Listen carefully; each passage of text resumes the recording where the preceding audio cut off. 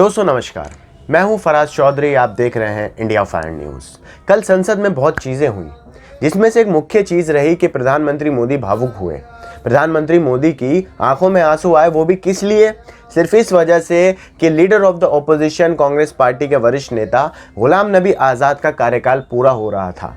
कल वो राज्यसभा को अलविदा कह चुके हैं, जिस पर प्रधानमंत्री मोदी बहुत ज़ोरों से रोए। पर मेन बात जो थी वो थी कि गोदी मीडिया ने जिस तरीके से इस बात को कवर किया, यकीन मानिए कई घंटों तक ब्रेकिंग न्यूज़ थी ये। ब्रेकिंग न्यूज़ क्या थी हमारे देश में कि प्रधानमंत्री मोदी भावुक हुए, प्रधानमंत्री मोदी संसद में रोने लगे। हेडलाइंस थी हैं। हमारे देश में इतनी सारी चीज़ें हो रही हैं। अभी उत्तराखंड में जिस तरीके से एक कुदरत का कहर आप उसे कह सकते हैं, जिसमें अभी तक लोग लापता हैं और जांच चल रही है, लोगों को निकाला जा रहा है। दूसरी तरफ किसान आंदोलन चल रहा है और भी बहुत सारी चीज़ें हैं। उन सब चीज़ों को छोड़कर जो चीज़ें ब्रेकिंग न्यूज़ बन सकती थी, हेडलाइंस में आ सकती थी, उनके बजाय गोदी मीडिया के चैनल्स में हेडलाइंस चल रही थी, ब्रेकिंग न्यूज़ चल रही थी। प्रधानमंत्री मोदी जी भावुक हुए, प्रधानमंत्री मोदी जी की आंखों में आंसू आ गए। प्रधानमंत्री मोदी ने गुलाम नबी आज़ाद को कहा अलविदा। खैर, इस बारे में कहने की कोई ज़्यादा ज़रूरत है नहीं। मीडिया का स्तर आप लोगों को पता ही है। गोदी मीडिया किस तरीके से बीते कुछ सालों में अपना काम कर रही है, बिल्कुल आप कह सकते हैं देश के लिए शर्मसार है, और पत्रकारिता के लिए भी ये बिल्कुल एक शर्मसार करने वाली बात है। मैं आपको आगे इस वीडियो में बताने वाला हूँ। वरिष्ठ पत्रकार रवीश कुमार ने एक लेख लिखा। प्रधानमंत्री मोदी ने जो किसानों को लेकर, किसान आंदोलन को लेकर जो संसद में बयान दिए थे, उनकी विपरीत आप कह सकते हैं रवीश कुमार ने अपने पेज पर एक लेख लिखा है, जो मैं आपको पढ़कर सुनाना चाहता हूं। और आपको सुनना चाहिए, आपको सुनना चाहिए कि आखिर प्रधानमंत्री मोदी जी ने जो किसानों को लेकर बात कही है, उसमें खामियां क्या हैं और वो कैसा इम्पैक्ट डाल सकती हैं किसान आंदोलन को लेकर। मैं शुरुआत कर रहा हूं। जनसत्ता में खबर छपी है, जिसमें हेडलाइंस आपको सुना रहा हूं मैं। भाषणजीवी प्रधानमंत्री के लिए आंदोलन में जाने वाले परजीवी हैं। रवीश कुमार का पीएम मोदी पर कटाक्ष, आने लगे ऐसे कमेंट्स।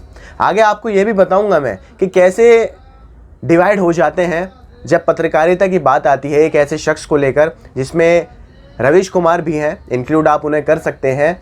जब वो ऐसे कोई प्रधानमंत्री मोदी के खिलाफ लेख लिखते हैं, खबर पेश करते हैं, तो लोग डिवाइड हो जाते हैं। एक लोग वो होते हैं जो उनके लेख को सराहते हैं, रवीश कुमार की पत्रकारिता को सराहते हैं, तो दूसरी तरफ वो लोग होते हैं जो बिल्कुल विपरीत बातें करते हैं, जो बिल्कुल ऑपोजिट बात करते हैं।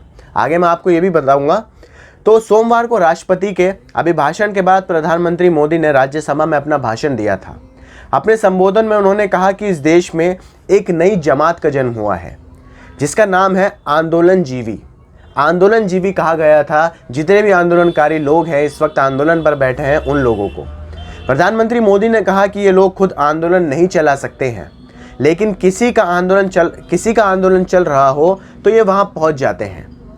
ये आंदोलनजीवी ही परजीवी हैं जो हर जगह मिलते हैं। यकीन मानिए, इस बात पर प्रधानमंत्री मोदी को कई सारे लोगों ने क्रिटिसाइज किया था, सिवाय हमारी मीडिया के। हमारी मीडिया ने सिर्फ ये खबर दिखाई थी कि संसद में प्रधानमंत्री मोदी ने ये बयान दिया है किसानों को लेकर। किसी ने इस बात पर गौर नहीं फरमाया, किसी ने इस बात पर डिबेट नहीं बिठाई, किसी ने इस बात पर पैनलिस्ट को लाकर बहस नहीं छिड़वाई। आगे सुनिए। पीएम मोदी के इस आंदोलनजीवी वाले बयान पर सोशल मीडिया में काफ़ी बहस हुई। कुछ लोगों को प्रधानमंत्री का तंज पसंद आया, तो कुछ लोगों ने उनको इस कथन की निंदा भी की। वरिष्ठ पत्रकार रवीश कुमार ने पीएम मोदी के इस बयान को खराब और चिंताजनक बताया है। रवीश कुमार ने अपने फेसबुक पेज पर पोस्ट लिखकर कहा कि भाषणजीवी प्रधानमंत्री को आंदोलन में जाने वाले परजीवी नजर आते हैं। भाषणजीवी प्रधानमंत्री मोदी को आंदोलन में जाने वाले लोग परजीवी नजर आते हैं। आगे सुनिए। रवीश कुमार ने लिखा, राज्यसभा में प्रधानमंत्री का दिया भाषण खराब तो है, उससे कहीं ज़्यादा चिंताजनक भी है। प्रधानमंत्री ने भाषण को संयमित स्वर में पेश कर विविधता का आभा प्रदान करने की कोशिश की है, लेकिन जो विचार झलके हैं वो बेहद खतरनाक हैं। किसान आंदोलन को लेकर संसद में प्रधानमंत्री मोदी जी से उम्मीद थी कि वो ज़्यादा इस मुद्दे पर ही बोलेंगे, क्योंकि ये मुद्दा गर्म है, देश में इस वक्त चल रहा है। लेकिन लगभग 1 घंटे से ऊपर के भाषण में प्रधानमंत्री मोदी ने किसान आंदोलन के ऊपर लिमिटेड टाइम, बहुत कम समय ही बोला, और मुद्दों पर वो बोलते रहे, मगर सबको जो उम्मीद थी वो सारी उम्मीद पर पानी फिर गया। आगे सुनिए। अगर देश के प्रधानमंत्री को आंदोलनों में जाने वाला परजीवी नजर आता है तो यह संकेत है कि वह खुद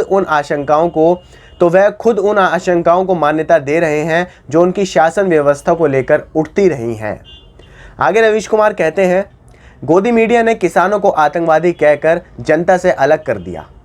जो थोड़ी बहुत जनता किसानों के साथ खड़ी थी उसे आंदोलनजीवी परजीवी कहकर किसानों से अलग किया जा रहा है।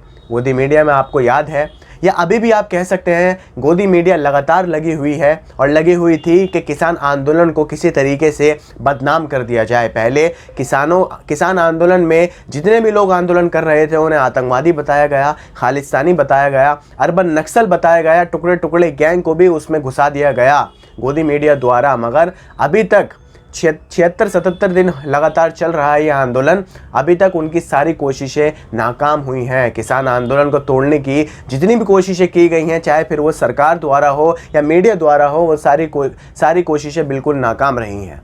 आगे रवीश कुमार बोलते हैं, कमाल है, किसानों के साथ खड़ा होना इतना मुश्किल है कि आपको देश के प्रधानमंत्री ही परजीवी कहेंगे। मतलब अगर आप किसान आंदोलन के समर्थन में कुछ कहेंगे, किसानों के साथ जाकर आप उनके आंदोलन में खड़े होंगे, तो खुद आपके देश के प्रधानमंत्री ही आपको परजीवी कहने लगेंगे, जो कि उन्होंने संसद में साफ कर दिया है कि ये जितने भी आंदोलन जीवी हैं ये सब परजीवी हैं। आगे रवीश कुमार ये भी कहते हैं कि एक आदमी अलग अलग आंदोलनों में जाता है, उसे सपोर्ट करता है, क्या वह आंदोलन जीवी परजीवी होता है? जो जनता प्रधानमंत्री को इतना वोट देती है उसी से चिढ़ने की वजह समझ नहीं आती है। बात यह भी सही है कि जिस जनता ने, किसानों ने इतना सारा प्रधानमंत्री मोदी जी को वोट दिया था, मैंने आपको ग्राउंड लेवल पर जाकर उन सबके बयान सुनाए थे कि किस तरीके से आज किसान नाराज़ हो चुका है प्रधानमंत्री मोदी जी की नीतियों से, उनकी सरकार के कामों से। वो सब कहते हैं कि उन्होंने प्रधानमंत्री मोदी जी को खूब सपोर्ट किया था इलेक्शंस में, लोकसभा के, मगर अंत में अब वो सब निराश हो गए हैं, प्रधानमंत्री मोदी जी से नाराज़ हो गए हैं। उन लोगों ने इतना सपोर्ट किया प्रधानमंत्री मोदी जी को और आज उन्हीं लोगों को प्रधानमंत्री मोदी परजीवी कह रहे हैं। आगे सुनिए, रवीश कुमार का ये पोस्ट वायरल हो रहा है, इस पर मिलीजुली प्रतिक्रिया आ रही हैं। खुर्शीद आलम नाम के एक यूज़र ने लिखा, शायद प्रधान सेवक वह वक्त भूल गए जब राम मंदिर आंदोलन में आडवाणी के रथ में उनके माइक की व्यवस्था संभालते थे। वह भी एक आंदोलन ही था जिससे उनके जैसे भद्रजीवी राजनीति में आज इस मुकाम पर पहुंचे जहां से उन्हें बाकी सभी आंदोलनकारी और उनके समर्थन में खड़े लोग और देश की बाकी जनता कीड़े मकोड़े नज़र आने लगे हैं। जब कांग्रेस का कार्यकाल था, कांग्रेस की सरकार थी, तो भारतीय जनता पार्टी के कितने सारे नेता विरोध प्रदर्शन करते थे, आंदोलन करते थे, फिर चाहे स्मृति ईरानी हो या खुद प्रधानमंत्री मोदी जी क्यों ना हो, बढ़ते तेल के दामों पर भी इन्होंने आंदोलन किया था। और जैसा कि इस यूज़र ने बताया, राम मंदिर अयोध्या बाबरी मस्जिद के पूरे इस मुद्दे पर जो आंदोलन चलाया गया था, जिसमें आडवाणी भी थे, उसी रथ में प्रधानमंत्री मोदी जी भी मौजूद थे। तो क्या प्रधानमंत्री मोदी जी अपने आप को भी परजीवी कह रहे हैं? इस बात पर भी उन्हें अपनी सफाई देनी ज़रूरी है। आगे एक और यूज़र हैं जो प्रधानमंत्री मोदी जी के इस बयान पर और रवीश कुमार के इस लेख को पूरी तरीके से बर्खास्त कर देते हैं, ऑपोजिट बोलते हैं। पीएम मोदी के भाषण पर कटाक्ष करने के लिए रवीश कुमार को ट्रोल किया गया।